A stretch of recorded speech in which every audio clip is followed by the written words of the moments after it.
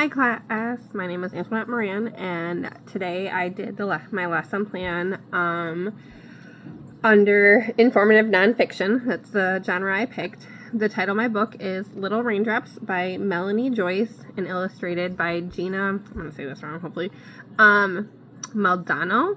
The developmental age that I chose to work with this is preschool because that is the age I work with. The objectives that will be obtained is that the child will be able to recognize the order of the water cycle after reading this book and performing the activity. So I hope you enjoy my lesson plan. Thank you. Okay guys, have you ever wondered, where do you think rain comes from? A little. What? A little. A little? Where do you think it comes from? Clouds' butt. Well, today we're going to learn about the water cycle and where rain comes from. So I have a book. This part of the book is called my cover. Can you say cover? Cover. And this part is called the back. Back. These silly things in the middle, they're called pages. Woo, woo, woo. And what holds it all together? A spine. The spine. Who else has a spine that holds them together? You. I do. Do you have a spine too? Yeah. Can I check your spine? Make sure it fits? Yeah. Let me check. Okay, you're held together nice and tight. This group of letters up here form words, and these words make my title. The title of my book is called Little Raindrop.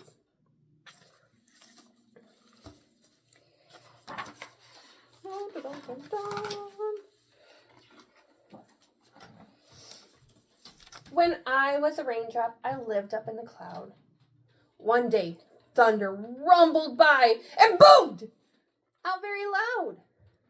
Come on now, little raindrops, let's get ready to let go. You've got important work to do down in the world below.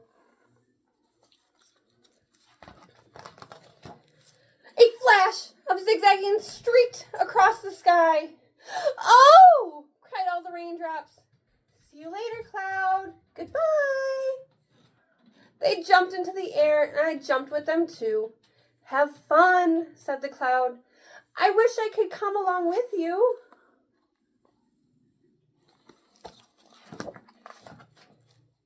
Down and down we fell, giggling, shouting, whee! Oh, what fun to be a raindrop falling free. From high up in the sky, we saw the earth below. Sunbeams shone through us and made a lovely rainbow.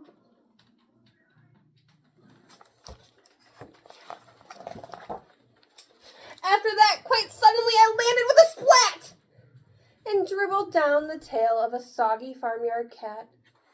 I seeped into the soil, trickling down and down, past pink wiggly worms, far below the ground.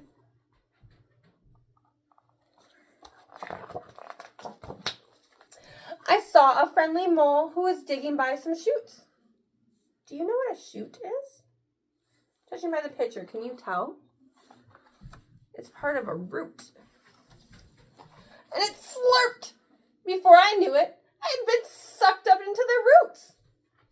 I traveled slowly up the stem. It was quite a climb. Hello, smiled the flower bud. You're here just in time.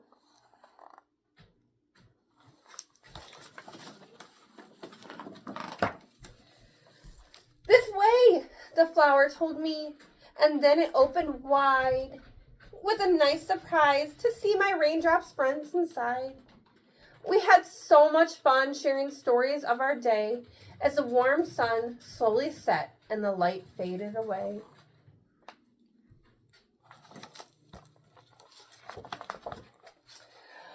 We tried to count the stars instead of counting sheep, but those petals were so comfy that we fell fast asleep. When the morning came, the sun shined hot and bright. We all felt quite particular, sort of shaky and light. Slowly we drifted upwards. There was no way to resist, for I and all my raindrop friends had had turned into a mist. What's happening? I asked, floating higher in the crowd. The others laughed and said, we're going back to our cloud.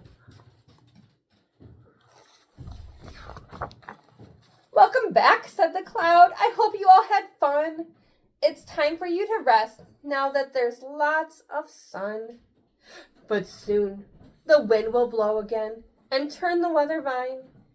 And you'll have more adventures next time it starts to... What do you think it's going to do? Rain! Yay! So when it rains, water droplets fall from the clouds down to the earth. There they trickle into rivers and steep into soils where they are sucked up into the roots of thirsty plants. When the sun shines and water droplets are warm and turn into mist, they float back up to the sky. As the droplets cool down again, they turn back into clouds. Now, the weather cycle can start back up again.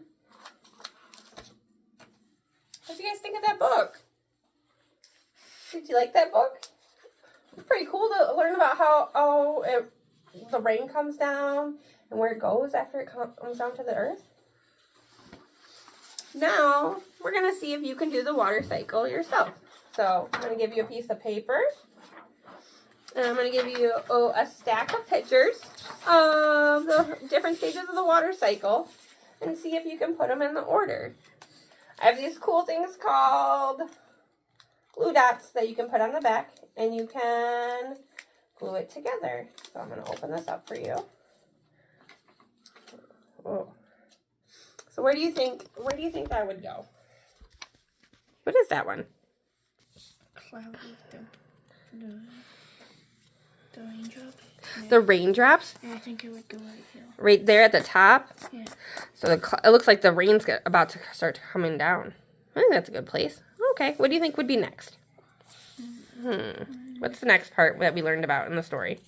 This one. Oh, what's that part called?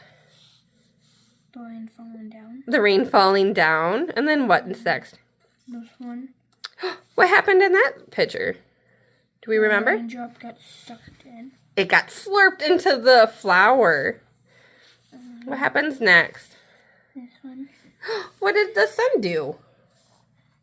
It made it warm up and make it boil. Yeah, it made it boil. And it almost turned into, what do you think the next step is? It almost turned into steam. A steam or mist. And then where does it go back to? To the cloud. To the cloud. But did you notice there's like a little smile? There's a smile. How do you think that sun feels? Like right here. Oh, he's sticking his tongue out. Oh, there's a smile on his nose. That's interesting. So he has a smile and a smile. So how do you think he feels then? Really happy. Really happy. I would feel really happy too on a sunny day. Okay, well, let's glue them together.